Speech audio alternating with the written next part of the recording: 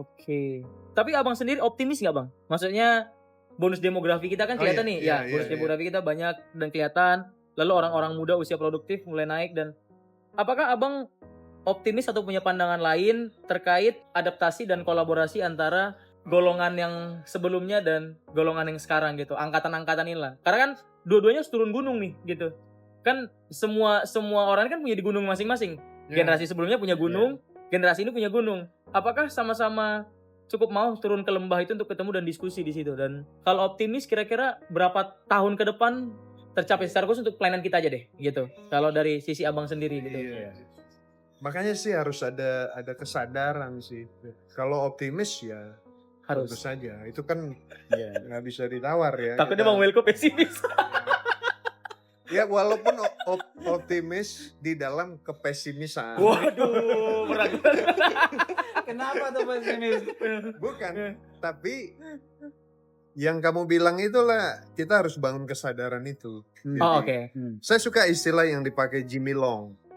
Jadi ada seorang penulis ya, namanya Jimmy Long. Dia tulis sebuah buku judulnya Leadership Jump. Oke. Lompatan kepemimpinan. Jadi dia pakai istilah existing leaders dan emerging leaders.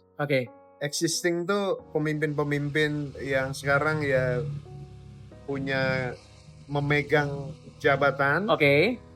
Emerging ini yang kemudian diharapkan meneruskan suksesor, tongkat estafet ya. Atau dalam bahasa yang ini yang usianya tua dengan pemimpin yang masih muda gitu. Makanya balik lagi yang kamu bilang tuh, kolaborasi. Kalau bicara gunung, ya kalau emerging leader nggak ada di gunung lah, di lembah ini. Oh iya. Egonya bang, maksudnya egonya kan. Lah.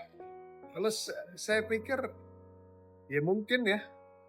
Iya, apakah ego ya atau sebuah perasaan bahwa kok nggak ada ruang.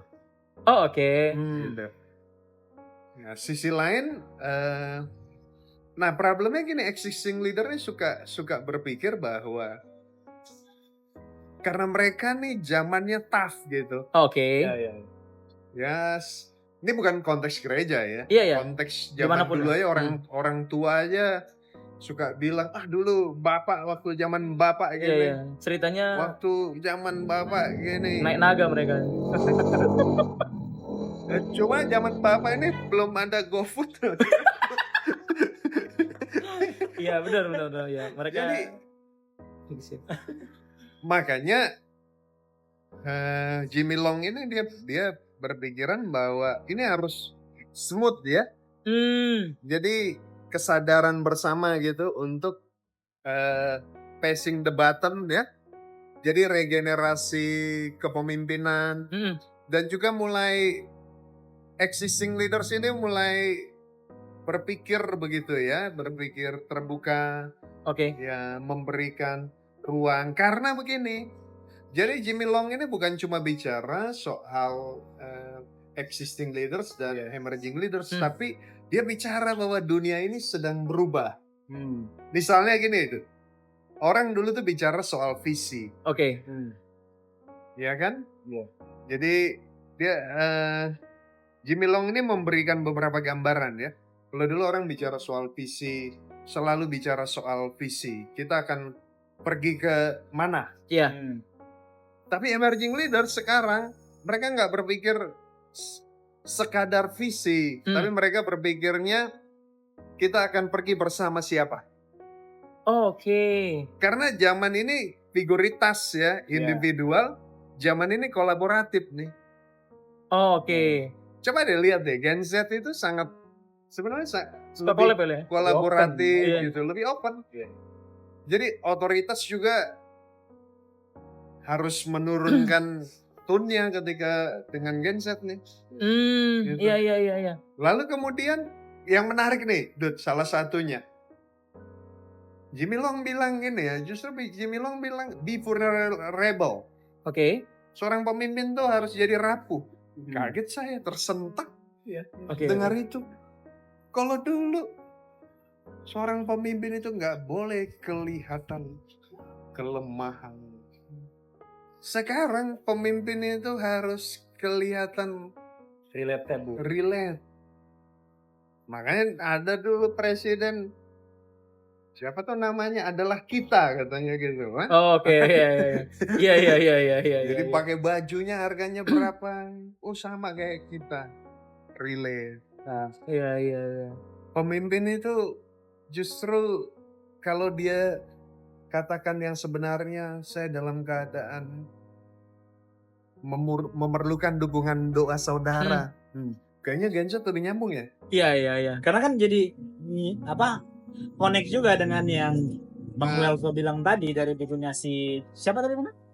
Jimmy Long kan leadership jam yang tadi ada teori apa tuh? Existing leaders dengan emerging leaders. Leader. Nah itu kan berbicara tentang kebersamaan antara pemimpin dengan orang-orang yang dipimpin. Ya. Jadinya kan orang-orang, jujur ya Bang, ini buat kita sebagai, nggak tahu teman-teman yang di luar sana gimana, tapi aku ketemu dengan cukup banyak teman-teman kaum muda yang kita tuh ketemu dengan pemimpin yang otentik, jadi berasa relate, jadi nggak ada gap. Oh iya. Makanya tuh tagline-nya almarhum Raditya Oloan tuh dimakan tuh, bro. Muda itu. Iya, muda itu kan menjadi utuh dan asli. Iya. Dia cerita soal kelemahannya.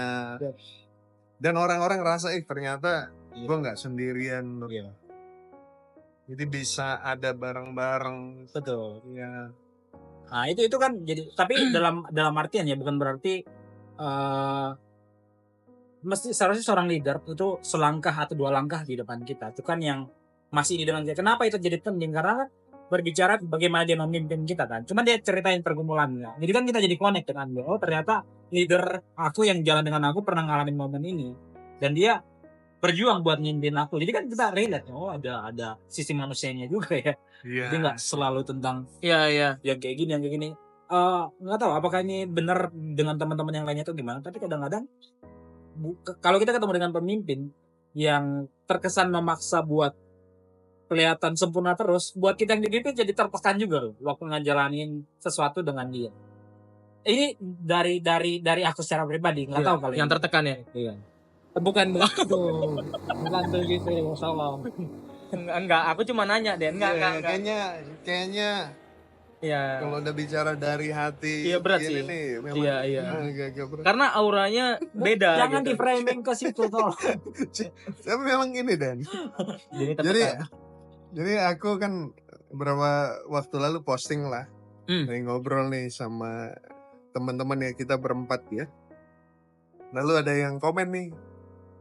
Lalu komennya begini di Facebook. By the way saya main Facebook juga. Jadi biar relate yang di sini tapi main apa juga. Bang, kita beda generasi Bang. Dan sekarang coba-coba nanti ke TikTok.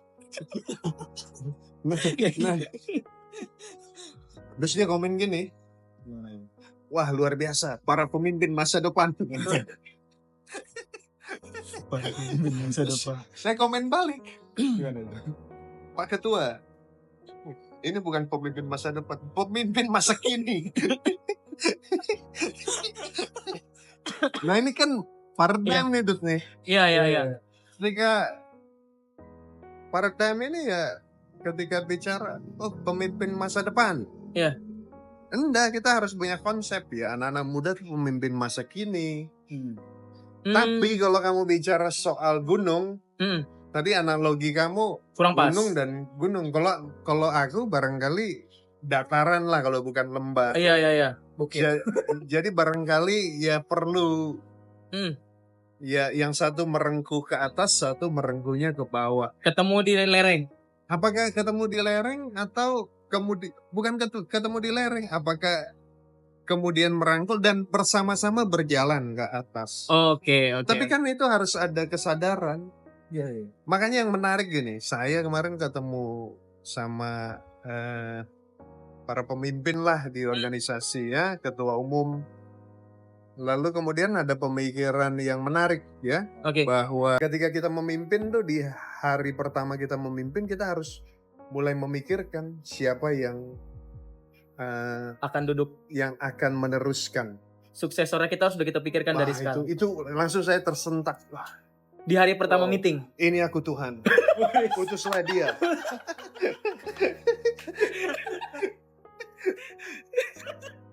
Iya. Iya, menarik. Silakan, Ci, masuk aja, Ci, gak apa-apa. Kita udah di last kok, last. Udah panjang kita ngobrol lagi nih. Gak apa-apa, masuk aja, Ci. Tapi alignment juga, Dut. Oke. Jadi jangan kita bilang, oh ya, saya akan mendelegasikan. Tapi tanda-tanda untuk itu nggak muncul.